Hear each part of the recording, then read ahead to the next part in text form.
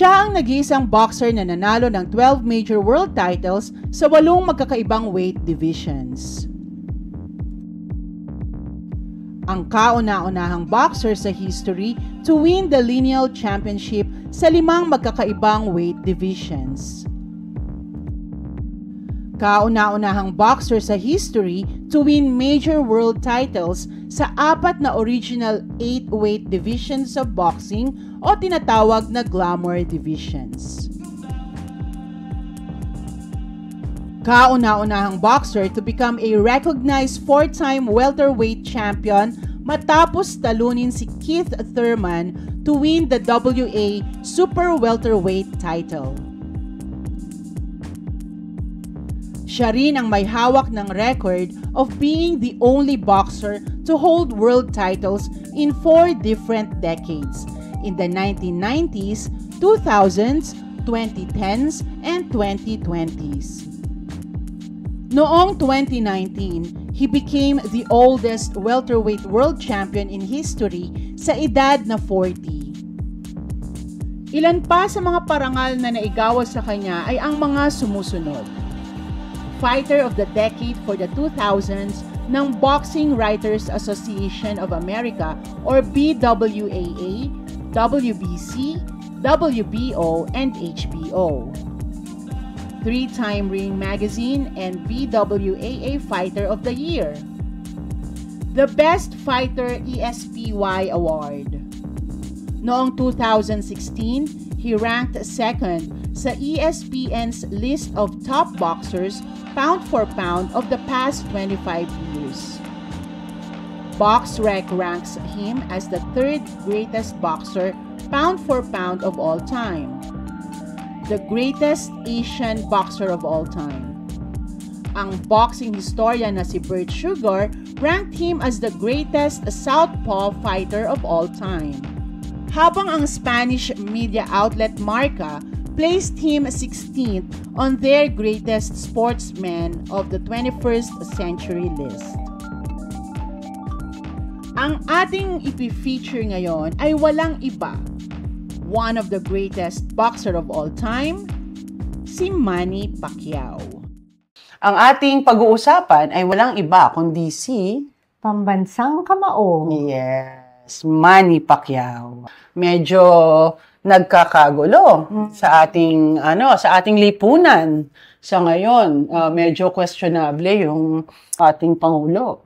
So ngayon, hindi naman bago yan. Lagi naman questionable yung Pangulo natin. Oo, kahit sino yung upo mo. Wala atang presidente na nakalusot doon sa i-impeach, 'di ba? Lahat naman dumaan sa yung impeachment. Yung word na impeachment. Ninamdam yung word na impeachment. Since ito nga yung nangyayari ngayon, ang tanong ko sa iyo, Scar, sa tingin mo kung si Manny Pacquiao yung nanalo, ano na kaya ang Pilipinas ngayon? Ganun pa din. Kasi hindi mo naman kayang baguhin overnight. So parang dapat 3 days, 2 nights? Hindi, mga 4 days. Bitin yung 3 days. Boracay ba ito? Sa akin kahit na sinong presidente ang ilagay mo, kung hindi talaga ma-eradicate yung mga uod sa lipunan, nako, sino ba itong nagsisimula sa baba? Sa baba kasi, dapat, if you really want change, umpisahan mo talaga sa baba. So kahit na ayusin nung nasa taas, yung nakapaligid sa kanya dito, kung hindi naman nila babaguhin nung nandun sa ilalim, wala rin. Kasi we both believe na si Manny Pacquiao talaga hindi yan magungurakot. Maaari kasi na yung pinakapinuno, hindi nga nangungurakot, pero yung mga nakapaligid. Sa bagay, Scar, alam mo, hindi lang naman kasi sa Pilipinas yan eh. Anywhere in the world, it happens talaga. Syempre, di ba, ito naman si Manny Pacquiao, wala naman talaga tong controversials eh. Ngayon, dati kasi, di ba, meron. Kasi dati, alam naman nating lahat, si Manny Pacquiao kasi kilala yan na womanizer, kilala yan na sugarol, na drug addict. Hindi, joke lang. No. Siya ng pulburon. Hindi, parang hindi. Kilala ko kaya ng pulburon. Parang hindi ata siya yun. Teka lang, nasa na ba tayo? Hindi, pero di ba? Oo nga. Everybody's new. Yes. Sino-sino ba yung mga na-link dyan? Si Aramina. Ay, talaga ba? Si Tsaka si Aramina. Krista Ranillo. Yun, oo. Si Krista, alam ko. Oo. Si Di ba? Aramina dati, oo. Naligmin sa kanya yun eh. Pero alam mo, ang ano lang dito, maganda lang kay kay Jinky Pacquiao. Talagang hindi niya iniwan. Eh, sino ba naman mga iiwan? On your right mind, hindi Sa ba? bagay, oo. Kumbaga, malaking isda. Di ba? Ba't mo naman iiwanan? Hindi ba? Eh, ako legal wife. Parang, alam mo yun yung mangingisda, si Jinky, na hawak-hawak si Manny. Na kapag hinilaglag niyang ganyan. Ang daming Ang nakaabang. daming nakaganyan eh. Oh. Laglag mo na. May mga lambat. Oo, no? Oo. Pero, ayun na nga, na nga siya, born again. And from then on, siya na yung naging leader talaga ng family niya. Yes. And he makes it a point, weekends are always spent with the family. Oo. Sa isang interview niyan, tinanong yung mga anak, how will you describe your dad? And ang sabi ng mga anak niya, he's a role model. Tsaka funny daw, di ba? He's funny. He makes faces, yung mga yun. Natuto rin talaga, no? Diba? God-fearing. Yes. Napaayos.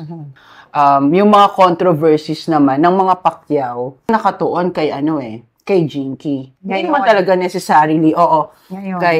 kay Manny. Kasi, naalala mo yung sa isa nating vlog na sinasabi nga na si Jinky Pacquiao ang hihila pababa kay Manny.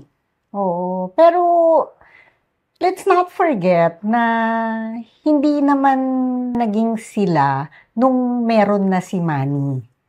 Oo, They nagsimula both talaga. started from scratch. Yeah. So, hindi natin sasabihin na ang intention ni Jinky to be with Manny is monetary. Yeah. Hindi Oo. ba? At saka, nung time na nag-umpisa na si Manny sa kanyang boxing career and kahit papano nananalo na siya, if I remember it right, si Jinky, yung money na nakuha from the winnings of Manny, ginagamit niya para magtayo ng mga negosyo. Yeah. Oo. Which is, baka hindi rin alam ng ibang mga netizens. Yes, oo. Oo, kasi ang nakikita nila kung ano na yung ngayon dun sa kanyang mga Instagram posts, which is mostly travel and kanyang mga handbags. Oo, yun. Sinasabi nga nila, Scar, na lavish yung lifestyle. No, it's not lavish. I mean, if you're going to compare it dun sa ibang mga same category ng lifestyle, hindi lavish ang lifestyle ni Jinky. Yeah. Kasi makikita mo yung mga pieces yung mga Hermes pieces niya, yung mga watches niya, hindi naman siya yung mga extraordinary na parang siya lang, kumbaga, dalawa lang ang meron or something. No, it's not like that. In fact, meron ng iba na mas lavish pa yung lifestyle. Sabihin mo nga kung sino tong sinasabi mo na iba yung... At least itong si Jinky, hindi to kumakain ng fishball na nakapatek, di ba? At hindi naka-diamond na pinagkikiskisan, bawal yun. Kasi meron siyang isang video from Sino? si Jinky. Si Jinky, okay. Her Instagram. Akala ko, napanood mo sa kalsada, naglalakad. Na parang nasa bahay sila and then parang they were drinking. Tapos makikita mo yung mga regular na pulutan na mga crackers and stuff, junk food na kinakain ng mga normal na mga tao. Ordinary people. Oo, yung mga ordinary people. And then makikita mo na she was only wearing a round neck shirt and then parang pajama pants and rubber slippers. Oo. Kumbaga, yung normal na setup na pag nasa bahay ka, hindi yung hindi naka-high heels yung mga ganyan. At saka hindi to mahilig maglakad di ba? Saan? Sa kalye? Hindi nagpapapicture sa kalye. Hindi naman. Kasi yung mga yung mga kuha niya, yung let's say nasa airport or they're eating or bago sila pumunta sa service. Oo, nakikita ko yung mga yun. Hindi mo nakikita na pakalat-kalat sa mga kalye. May dalang paparazzi. So yapa na lahat ng kalye meron siyang remembrance. So yun yung nasabi natin before na itong si Jinky, hindi siya maiintindihan ng mga ordinary Filipinos, Yes. 'di ba? Kasi like for example, Oscar, pagka sinabi kasi na Hermes yung bag niyan. Para sa kanila niyan, ang alam nila, mahal ang Hermes. Mahal ang Hermes sa level nila. 'Di ba? Pero it depends kasi sa status mo. Oo, pero kung si Jinky yung pag-uusapan natin, hindi mahal 'yan para sa kanya. Yeah. 'Di ba? Baka nga ilang tumbling lang niya 'yan, 'di ba? Kaya niyang bumili ng kahit ilan. Kahit ilang tumbling yung ginawa, hindi pa rin Nakailang tumbling ka ba kasi? alam sinamahan ko pa ng cartwheel. Alam mo, if you're going to compare it, yung wife ng Prime Minister ng Malaysia before, kasi na-impeach sila eh. Okay. Oo. So, uso din sa kanila. Kasi nga, because of the lavish lifestyle. Nung wife. Nung wife. Okay. Yung son. Aha. Oo, kasi yung son talagang nagpa-party, tapos yung party, yacht, and then ini-invite si Paris Hilton. Si Paris Hilton yata to invite her to show up sa party mo, she costs about $1 million eh. Yeah. Na for just a few Grabe, hours. no? So isipin mo, saan naman kinukuha yon, hindi ba? And yung mga Hermes bags, collection, watches, mga jewelries nung wife nung Prime Minister, talaga naman yung mga rare, highly collectible talaga. Kung ikukumpara mo dun sa whatever Jinky owns, ordinary yung kay Jinky. Oo. Which is, di ba, sinabi naman ni Manny yan in one of his interviews, Oo. na hindi lahat ng gamit ni Jinky mahal. Mm. At saka kung titignan mo, Scar, saan ba nag-aaral yung mga anak nito? Mhm. Di ba? And makikita mo rin na maayos yung estado nila, ng mga bata. And kung ikukumpara mo sa ibang mga rich kids, hindi sila nagwawaldas ng pera. Hindi mo nakikita na they keep on partying. May direksyon. Yeah. Siguro kasi guidance of the both parents pa, tapos yung dedicated sa simbahan. Yeah. So hindi to yung bibili ng Corvette, hihingiin sa girlfriend yung pambili. Di ba? Hindi ganyan eh. Nabalitaan ba yan si Jimwell lumaban recently?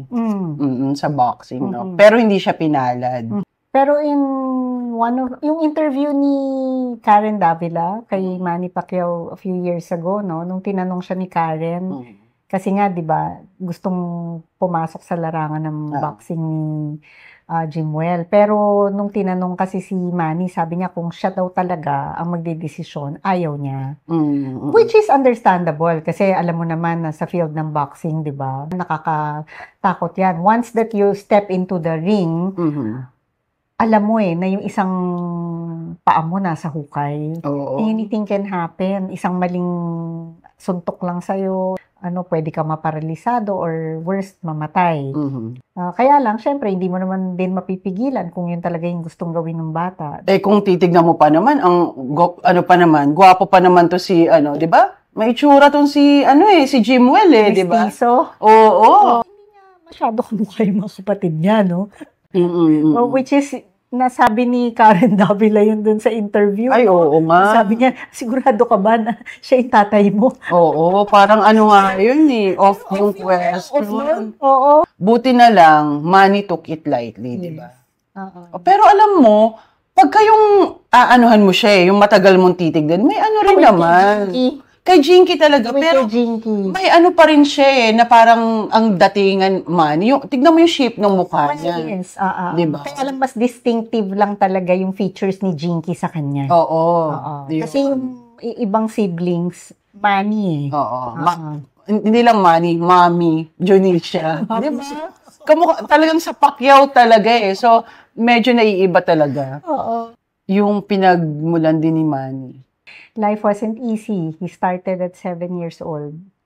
Pero ina-attribute naman niya na yung pinag-umpisahan niya, hard work and everything, it shaped him to becoming, the boxing champion that he is now. Yeah. Oo, yung pag-akit niya sa bundok ng everyday ba yun or something, di ba? Tapos yung naging parang assistant siya nung old na fisherman, diba? So, yun dito naman, yung upper niya naman yung sa strength. Oo. And kahit na bata, madiskarte. So, he deserves it. Kung ano man yung meron siya ngayon, meron sila. Yung parang there was something dun sa interview niya noon na sinabi na ang wish niya was yung makita niya sa hapagkainan na puno yung kainan ng pagkain. Alam mo yun, yung simple para sa mga ibang tao. You take that for granted, but for others, that's a wish. Oo. Diba? Yeah. Oo. Before, yun nga, medyo napariwara din yung buhay ni di ba? Ni Manny Pacquiao. Do you think it also has something to do with from yung humble beginning, yung naghirap siya, tapos ito, biglang may nakuha na siya, nagkaroon siya? Yeah, money and fame. Kasi that's usually the case. Diba? Yung from somebody who doesn't have anything, tapos biglang all of a sudden, ito overflowing. Hindi mo alam kung paano mo i-handle yung money mo Yeah. So you do the things that you missed out during the time na wala kang pera. But then sometimes, kung wala kang guidance, talagang napapariwara. Oo. Good thing lang na meron siyang realization. Yes, oo. And ano yan nangyayari yan, especially sa mga child actors. Lalo na sa Hollywood. Yung they have so much money and then pagdating nila ng mga teens nila, 'di ba? Parang di nila kung ano gagawin nila kasi nga sobrang daming pera, yun diyan yung fame, tapos they resort to drugs and all. Yeah. So ito namang si Manny, womanizing naman. Pero evident naman kasi yun, na pagka marami kang pera, talaga namang mga women are drawn to you. So now, he's a family man. Yes. Which is good. Kasi, di ba, nandun yung essence ng, yung fame mo, yung tagumpay mo, isineshare mo sa family mo, hindi sa ibang tao. Kung naaalala mo, in-end natin yung, yung video natin before with a question. Maghihirap pa ba to si Manny Pacquiao? So I think yun yung question ko ngayon sa kanila. Sa tingin ninyo, si Manny Pacquiao ba maghihirap pa ba to? Ikaw, sa tingin mo? No. He's set for life. Unless tumakbo siya ulit sa politics at alam mo yun, yung maglustay siya ng sandamukal na pera. Oo. But then otherwise, no. So parang sinasabi mo ba na huwag ka nang tumakbo, Manny? Parang ganun ba? Wala ako sinasabi mo na tumakbo. Ginawa ng kontrobersya eh. Kasi tumakbo, wala naman O ito, last to. Sige, before we end, kung tatakbo si Manny sa 2028, iboboto mo ba siya? Depende kung sino yung mga kalaban. Paano kung halimbawa ang kalaban si Joshua Mojica? Magaling to. Yung may-ari ng kangkong. Oo. Paano kung yun ang kalaban? Magaling tong batang to. Kino-question niya yung educational system ng Pilipinas. So, malamang maraming alam to. Paano kung yun ang kalaban? Titignan ko muna kung gaano kadaming kangkungan sa Pilipinas. So, I think that's all, no? Yun lang po. And hope to see you again sa next video. Bye!